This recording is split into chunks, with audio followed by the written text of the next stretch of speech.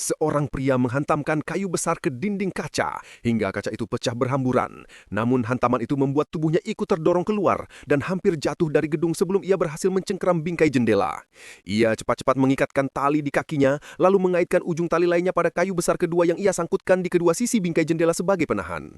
Ia kemudian membungkus telapak tangannya dengan lakban hingga lengket dan dengan tekad besar, dia keluar dari jendela yang pecah itu, menempelkan tangannya ke kaca di sebelahnya, lalu berjalan menyamping di tepi gedung yang amat sempit, sementara ratusan meter di bawahnya kota terbentang luas.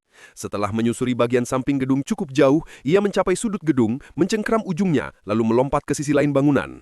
Di sana terdapat baling-baling raksasa di dinding luar. Ia merayap perlahan mendekatinya, memegang sebuah tiang logam yang tertancap, memastikan kekuatannya, lalu mengikatkan tali ke sana sebagai penopang.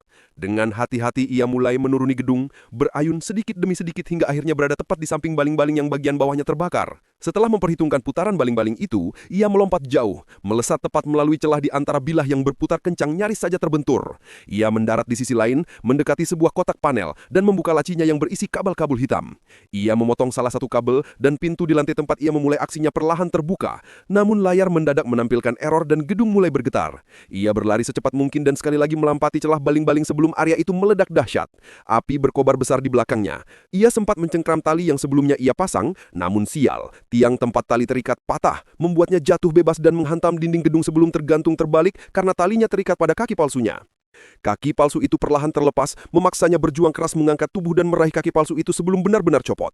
Dengan sisa tenaga, ia memanjat tali itu sangat tinggi hingga kembali ke jendela tempat ia memulai. Memanjat kayu penahan itu, lalu merangkak masuk dan jatuh ke lantai sambil terengah-engah merasa lega. Namun tiba-tiba seorang penjahat menekan tombol tablet dan menutup pintu yang baru saja ia buka dengan susah payah. Terkejut, pria itu buru-buru menarik kaki palsunya yang masih tergantung jauh di bawah, namun mengganjal pintu itu menggunakan kaki palsunya tepat sebelum tertutup rapat. Menariknya kembali, lalu memasangnya di kakinya. Tetapi sebelum ia sempat bernafas lega, penjahat yang sama menodongkan pistol ke kepalanya dari belakang. Dengan cepat, pria itu memutar tubuh, mencengkram tangan penjahat, menyandung kakinya hingga jatuh tersungkur, lalu memiting lengannya dari belakang hingga pistol itu terlepas dan jatuh ke lantai.